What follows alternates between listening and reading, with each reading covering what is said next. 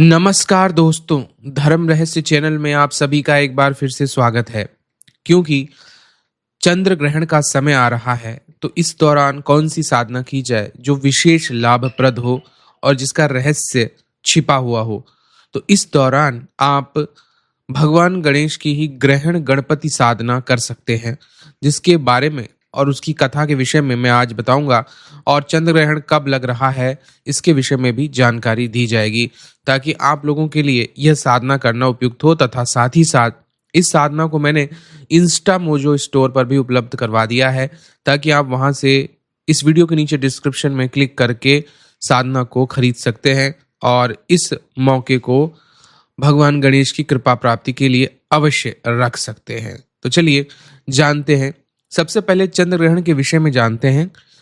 असल में भाद्रपद मास की पूर्णिमा यानी कि पितृपक्ष के दिन चंद्र ग्रहण लग रहा है। यह रविवार को रात 9:58 से शुरू होगा और लगभग आधी रात 1:56 तक चलेगा। और इस दौरान जो हमारा चंद्रमा है वह लाल रंग का दिखाई देगा। इसको हम ब्लड मून भी कहते हैं और तांत्रिक साधनाओं के लिए बहुत उपयुक्त माना जाता है। सभी तरह की तांत्रिक साधनाएं की जा सकती हैं, चाहे भैरव साधनाएं हो या यक्षिणी विभिन्न प्रकार की योगनियां, ग्रहण दुर्गा साधना से रिलेटेड बहुत सारी साधनाएं और बहुत सारी ऐसी साधनाएं हैं जो तंत्र विद्या में काम आती हैं। वो सारी की सारी इस दौरान की जा सकती हैं और सिद्धि के लिए बहुत अच्छा समय होता है, बहुत अच्छा मौका होता है। क्योंकि कहा जाता है ग्रहण काल में किया गया जाप अन्य जापों की तुलना में 100 गुना ज्यादा शक्तिशाली होता है। लेकिन हमेशा जान लीजिए कि सूतक से ही मानना चाहिए, यानी कि सूतक जब से शुरू हो तभी से पूजा पाठ शुरू कर देना चाहिए तांत्रिक साधनाओं के लिए। और हालांकि साधारण तौर पर तो ये कहा जाता है कि ग्रहण के सूतक के दौरान पूजा पाठ करना, खाना पकाना, खाना पीना खाना, भगवान की पूजा करना, यह सब बंद रहता है। लेकिन तांत्रिक साधनाओं के लिए ये बहुत ही अच्छा समय होता है, विशेष रूप से तांत्रिक साधनाओं की सिद्धि के लिए। तो ये समय जो है आपके शुरू हो जाएगा लगभग, मैं आपको बता दूं कि सूतक काल लगभग 9 घंटे पहले ही लग जाएगा। तो सूतक ग्रहण से 9 घंटे पहले 7 सितंबर को दोपहर 12:56 से शुरू हो जाएगा। और इस दिन बड़े मंदिरों के कपाट भी बंद कर दिए जाएंगे। बहुत सारे मंदिरों को और जो विशेष विशेष महत्वपूर्ण मंदिर है उन सबको बंद कर दिया जाता है। यह 8 सितंबर को सुबह 3 बजे शुद्धि के समय आप इसको समाप्त समझ सकते हैं सूतक काल को। तो इस दौरान पूरा यानी कि 7 सितंबर को 12:56 से लेकर के 8 सितंबर को सुबह 3 बजे तक का जो आपका समय है, यही ही आपकी तांत्रिक साधना का समय है, अखंड साधना का समय है। इस दौरान अगर आप साधना करते हैं तो विशेष लाभप्रद है आपके लिए। कोई भी तांत्रिक सिद्धि आप इस वक्त प्राप्त कर सकते हैं। इस दौरान बहुत सारी तांत्रिक साधनाएं की जाती है, जिसमें माता काली, भैरव जी, यक्षिणी, योगिनी, किन्नरी, भैरवी, अप्सरा इत्यादि के साथ साथ एक विशेष साधना है जिसको हम ग्रहण गणेश साधना भी कहते हैं, जिसके बारे में लोगों को जानकारी बहुत कम है। ग्रहण गणेश की साधना क्यों की जाती है और उनसे क्या क्या लाभ मिलते हैं, आइए इसमें जानते हैं और इनकी कथा को भी समझते हैं। मान्यता है कि इस दौरान अगर ग्रहण गणपति की साधना की जाए तो ग्रहण दोष, चंद्र दोष, राहु केतु दोष इत्यादि कुंडली के बहुत सारे जो दोष हैं वो नष्ट होते हैं और इससे बुद्धि की प्राप्ति होती है, चित्त की शांति मिलती है, जीवन में सौभाग्य की प्राप्ति होती है और कुछ लोगों को साक्षात ग्रहण गणपति के दर्शन हो जाते हैं। उनसे फिर अचूक वरदान प्राप्त किया जा सकता है, जो वरदान कोई देवी बड़ी से बड़ी शक्ति देने में समर्थ नहीं है, वह गणेश भगवान दे सकते हैं।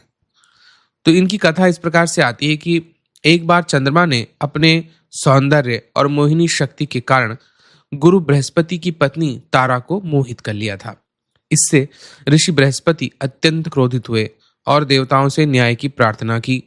अंततः ब्रह्मा जी ने हस्तक्षेप कर तारा को फिर से बृहस्पति को लौटा दिया, किंतु तब तक तारा गर्भवती हो चुकी थी और उनसे बुध नाम का एक पुत्र, जिसको हम बुध ग्रह भी कहते हैं, का जन्म हुआ था। इस घटना के कारण चंद्रमा पर दोष लग गया था। कहते हैं कि इस दोष से बचाने के लिए स्वयं चंद्रमा बहुत ज्यादा तीव्रता के साथ भगवान विष्णु, माता पार्वती और भगवान शिव के पास गए। तब उन्होंने कहा कि आपको कोई भी गलत कर्म किए बिना अगर आप इन सब की प्रार्थना या पूजा करते हैं और विशेष रूप से महागणपति को प्रसन्न कर लेते हैं तो आप निश्चित रूप से लाभ को प्राप्त कर ले जाएंगे। लेकिन जब समय और मति मारी जाती है तब परिस्थितियां बदल जाती हैं। छोटे से गणेश जी अपने पेट को लेकर और चूहे पर बैठकर अटखेलियां कर रहे थे। उस वक्त चंद्रमा वहां से होकर के गुजरता है। जब चंद्रमा वहां से गुजरता है तो यह देखकर बड़े जोर जोर से हंसने लगता है कि शिव पार्वती का यह पुत्र इतने मोटे पेट वाला है और चूहे जैसे वाहन पर बैठता है, इसे कोई और वाहन नहीं मिला क्या? इस प्रकार चंद्रमा, जो कि अपनी ही रक्षा के लिए जा रहे थे, भगवान गणेश का अपमान कर देते हैं। भगवान गणेश क्रोधित हो जाते हैं और श्राप देते हैं कि आज से चंद्रमा तुम अपना स्वरूप खो दोगे और कलंकित हो जाओगे, काले पड़ जाओगे, ग्रहण तुम पर आ जाएगा। इस श्राप की वजह से ही गणेश भगवान के चंद्रमा पर ग्रहण लग गया।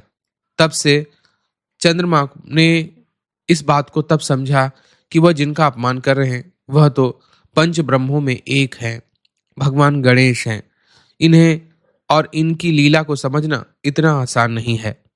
इसलिए फिर चंद्रमा ने भगवान शिव और माता पार्वती से प्रार्थना की कि भगवान गणेश उन पर कृपा करें, भगवान गणेश उन्हें क्षमा करें।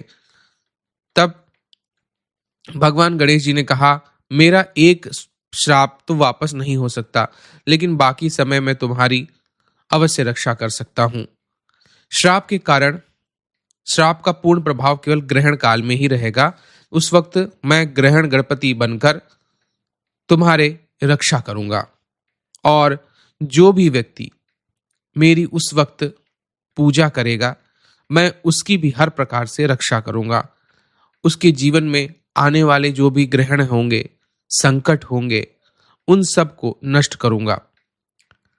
तब विशेष रूप से भगवान ग्रहण गणपति की प्रार्थना और भजन मंत्र के रूप में चंद्रमा ने किया और भगवान ग्रहण गणपति की पूजा को सब लोग करने लगे। लेकिन समय के साथ में भगवान ग्रहण गणपति के विषय में जानकारी का लोप होता गया, ताकि जीवन में जो ग्रहण है, जो बाधाएं हैं, जो संकट है, उसका हल आसानी से किसी को प्राप्त ना हो। वही साधना मैं आज आप लोगों के सामने लेके उपस्थित हुआ हूं। इस साधना को आप मेरे इंस्टा मोजो स्टोर से खरीद सकते हैं, जो कि इस वीडियो के नीचे डिस्क्रिप्शन बॉक्स में लिंक दिया हुआ है।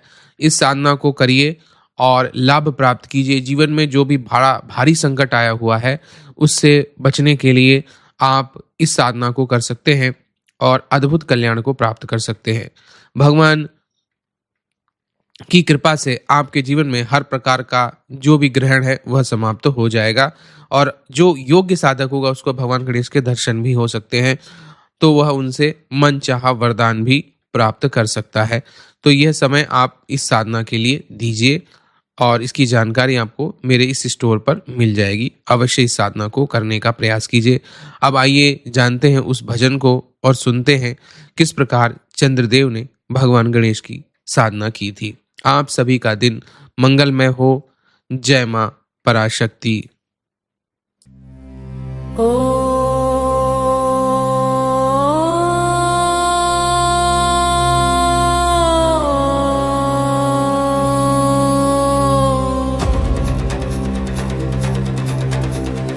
ओम नमो विघ्नराजाय चंद्रशाप विमोचकाय प्रदोष विनाशाय सर्वसिद्धि प्रदायिने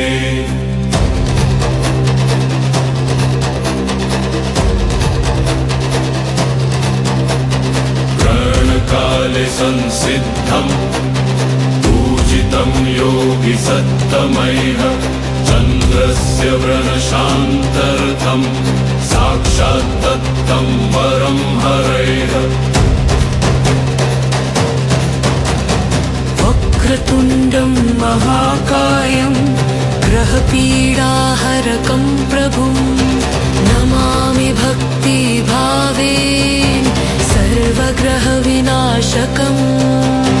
चन्द्रेण स्तूयसे नित्यं ग्रहणेषु गणाधिप त्वद्भक्त्या नश्यति केशः दोषापापानि सर्वशः